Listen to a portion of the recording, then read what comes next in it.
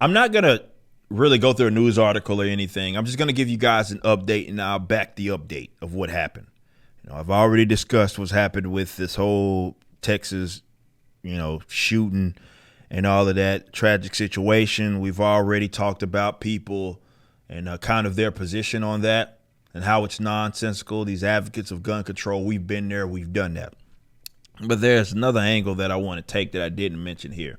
I sort of mentioned in the last video, but not as much because more information came out. So we've now got more information. As it says right here, authorities are facing questions and criticism. It's coming from the Associated Press over how much time elapsed, 40 minutes to an hour, an official said, before they stormed a Texas elementary school classroom and put a stop to the rampage of the gunman who killed 19 children and 2 teachers. Go in there, go in there.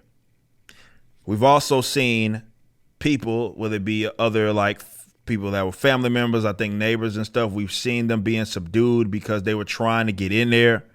We've seen that in various videos and what have you.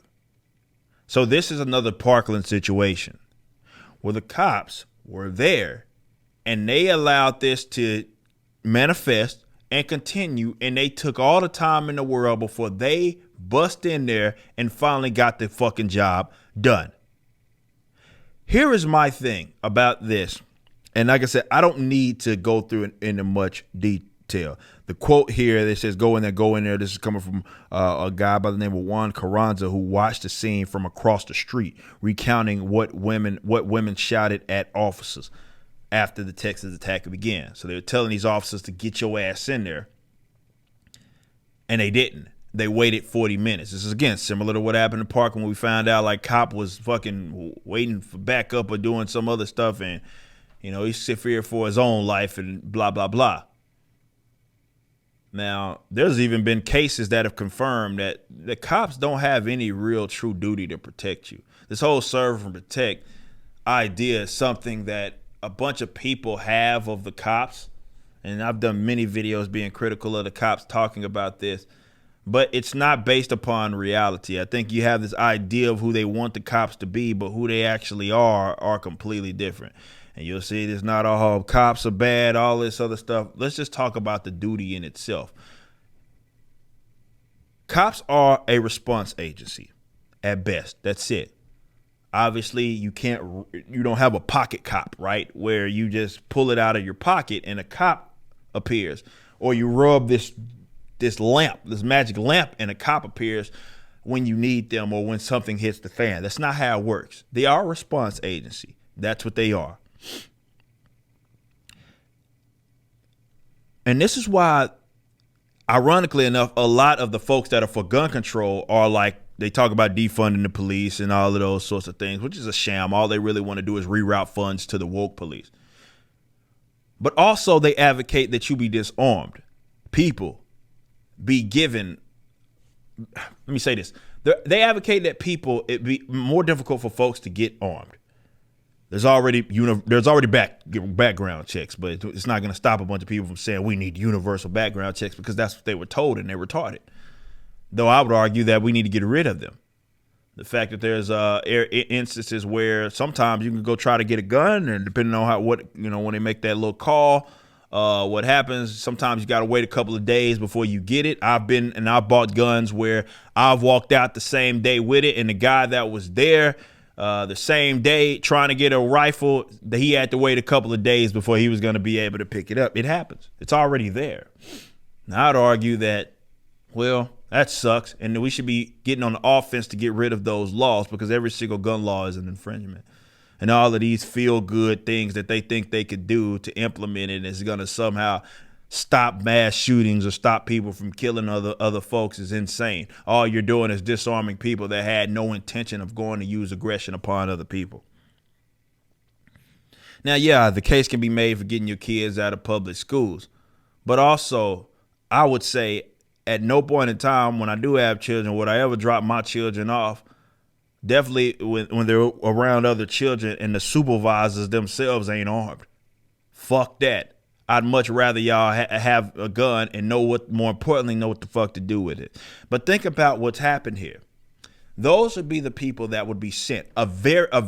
Whatever you call them, woke police, the police that you have, whatever it is. At the end of the day, when it hits the fan, those are the people that you're going to be expected in the event that the left get what it is that they want to come save the day. Because again, criminals are criminals, and criminals don't give a damn about your laws. And if they want to inflict pain and they want to inflict bad things upon other individuals, that's exactly what they're going to do. They can get the guns, considering our geography, considering where we're at. You're not going to be able to ban guns and think that that's just going to stop them from being able to be circulating. It's just simply not a thing. All you are doing, again, actively is disarming the people who would have to stop them. And it's crazy. You have people right now, because this 18-year-old that did all this was shot and killed, ultimately by someone that was seen as more morally good than that guy that ended up shooting him. But they still think the good guy with a gun, it's such a myth.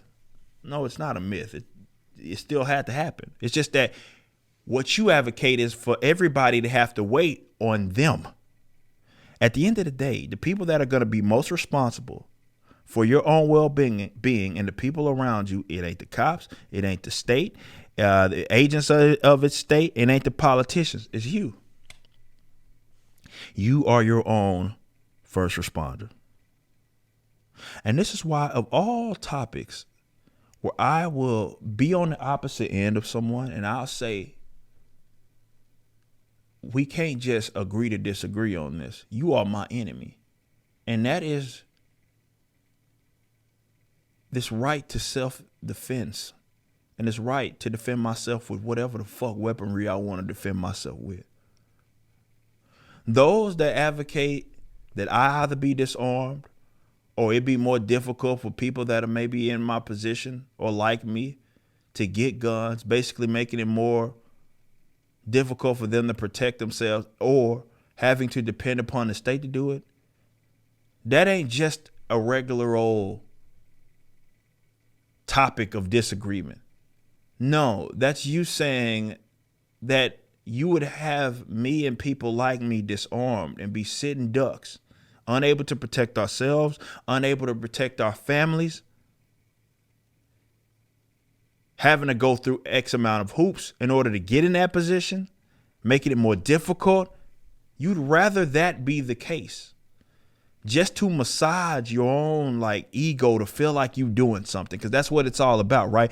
We have to do something, they continue to say, even if that something means punishing you that had nothing to do with it. I'm an owner of rifles. My rifles have not gotten up, walked out of this bitch and went and killed anybody. I haven't went out and killed anybody. Yet I'm the one that gets punished. You are the one that gets punished, the person that wants to protect themselves and their family. Or you just own it for whatever the fuck reason. If you want to put it on the shelf, that's your right.